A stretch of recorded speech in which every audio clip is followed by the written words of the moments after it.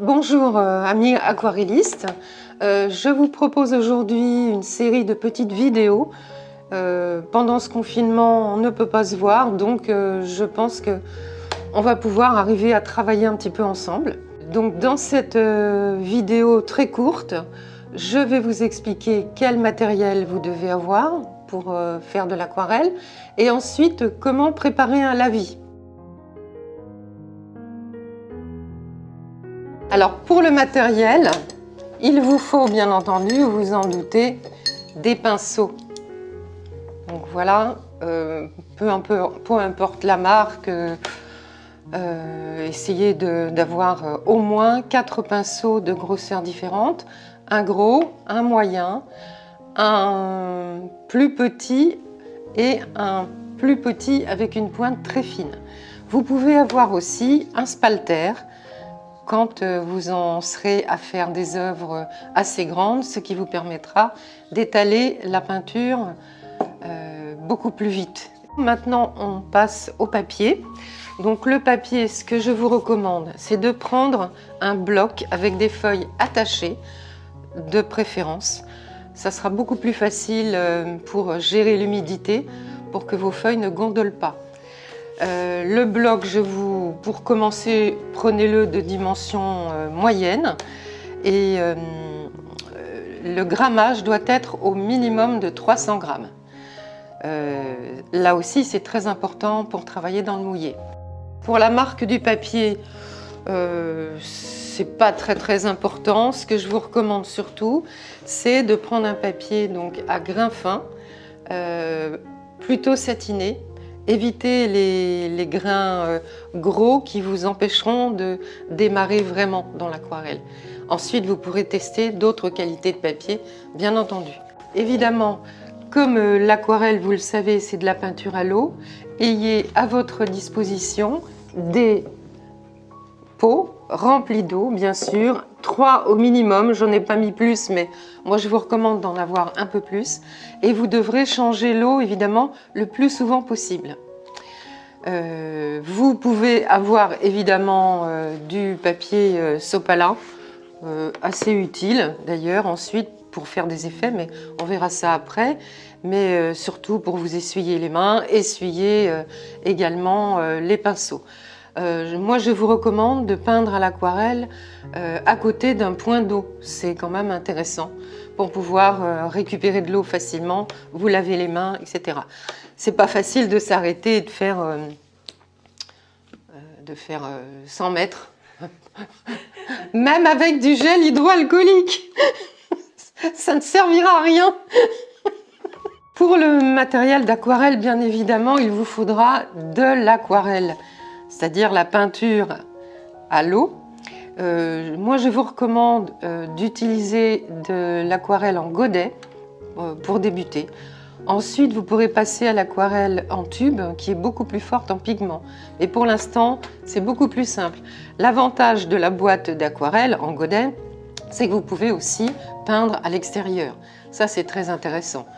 Alors, amusez-vous à faire, ça c'est votre premier travail, amusez-vous à faire ce genre de petit tableau qui représente exactement votre boîte d'aquarelle. C'est-à-dire que vous divisez une feuille en correspondant au nombre de godets que vous avez et qui sera le reflet exact de votre palette. De cette façon, vous allez pouvoir tester vos couleurs. C'est quand même très intéressant de voir ce que chaque godet peut rendre sur le papier. Parce que très souvent, vous avez une couleur, mais elle ne correspond pas tout à fait à ce que vous obtiendrez sur le papier avec un pinceau et de l'eau. Donc, testez tout ça. Vous verrez que vous aurez des aquarelles très transparentes et d'autres qui sont un petit peu plus opaques. Donc ça, c'est quand même aussi important à déterminer. Donc ça, ce travail-là va vous demander un certain temps, mais pour ce premier cours, moi je vous demande de le faire. D'ailleurs, ce que je vous demanderai aussi, c'est de m'envoyer la photo par mail de ce premier tableau. Ma boîte d'aquarelle est quand même déjà très ancienne, donc c'est pas forcément l'idéal, mais j'y suis habituée. Mais vous n'êtes pas obligé d'avoir autant de godets, autant de couleurs. D'ailleurs, j'ai retiré certaines qui étaient à peu près identiques. Vous pouvez, pour commencer, vous contenter d'une petite boîte d'aquarelle. Il y en a 12, du moment que vous avez à peu près les mêmes couleurs. J'ai préparé également à votre intention la liste des principales couleurs pour aquarelle que vous devrez acheter. Et je vous l'enverrai en même temps par mail, en même temps que cette vidéo. Donc ça, c'est une liste qui est basique. Ça vous permettra de bien démarrer sans faire trop d'achats. Donc ça, ce sont des couleurs que vous pouvez trouver, par exemple chez Winsor & Newton, mais vous avez beaucoup d'autres marques, hein, Sennelier, Dalbe, etc. Et vous les trouvez assez facilement, même évidemment en ce moment sur Internet. Prenez-les en godet, donc je vous le recommande pour l'instant. Nous verrons ensuite pour les tubes, qui sont évidemment très intéressants et que les aquarellistes évidemment utilisent de façon préférentielle. Alors, la deuxième et dernière partie de ce cours consistera à faire des lavis. Alors, pour faire des lavis, vous avez besoin, c'est la dernière partie du matériel, de palettes. Une au moins, moi j'en ai deux parce que je trouve que c'est plus pratique. Et dans cette palette, vous allez pouvoir préparer le lavis qui est un mélange de pigments et d'eau, bien sûr. Pourquoi les préparer à l'avance? Parce que l'aquarelle a tendance à pâlir quand elle sèche.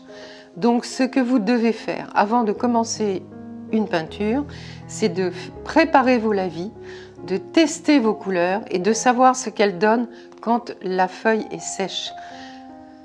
C'est très important parce que très souvent les aquarelles de débutants sont un peu fades parce qu'on pense mettre la bonne couleur et on se retrouve avec une couleur plusieurs tons en dessous. Donc ça, c'est important. Comment préparer un lavis? Alors, vous prenez de l'eau propre, bien sûr. Là, j'en avais déjà un petit peu préparé. Je réserve chaque godet pour une couleur particulière. Je mets d'abord de l'eau et ensuite, avec un pinceau, je prends du pigment. Alors, par exemple, on va choisir du bleu. Donc, là, vous allez être obligé d'en mettre beaucoup pour avoir un lavis assez fort. Donc là, je vais mélanger plusieurs bleus. C'est pas grave. Au contraire. Mais bon, le mélange des couleurs, on le verra après, hein. Donc voilà. Et je fais un premier test sur mon papier pour voir ce que donne mon lavis, mon premier lavis. On va dire qu'on fera par exemple un ciel, hein. Donc là, je vais tester. Et ensuite, je vais attendre que ça sèche. Alors, ayez toujours à côté de vous du papier aquarelle pour évidemment tester vos lavis, hein. Donc là, je vais essayer de faire un lavis un petit peu plus fort en pigment, de rajouter donc une autre couleur de bleu, un petit peu plus clair et un petit peu plus opaque, pourquoi pas. Je vais essayer de rajouter du bleu de Prusse. Donc là, on va faire un test et vous voyez que le bleu est beaucoup plus fort. On va voir ce que ça va donner en séchant, hein. Donc, je pense que je suis arrivée à peu près à la bonne couleur. Donc, je vais vous montrer aussi comment on teste un lavis sur une plus grande surface. Donc, vous commencez, là, c'est évidemment, on travaille dans l'humide. Vous commencez à mettre de l'eau. Et ensuite, vous posez votre lavis. Voilà. Alors, pendant que les deux premiers sèchent, celui qui est un tout petit peu plus chargé en pigments a entamé son séchage également. Et donc, ce qui est très important pour l'aquarelle, c'est de faire bouger les pigments en manipulant votre bloc. Bien sûr, là, c'est un petit bloc, hein, bien sûr, de façon à répartir les pigments un petit peu comme vous le souhaitez, mais il y a aussi beaucoup l'effet du hasard. Ça peut être très intéressant. Pour le ciel en général, comme vous le savez probablement, donc le haut doit être un petit peu plus fort en pigment et le bas un petit peu plus doux. Voilà. Donc là, bon, j'ai mis pas mal d'eau. Ça va mettre un certain temps avant de sécher. L'autre est presque sec, mais pas tout à fait. Voilà.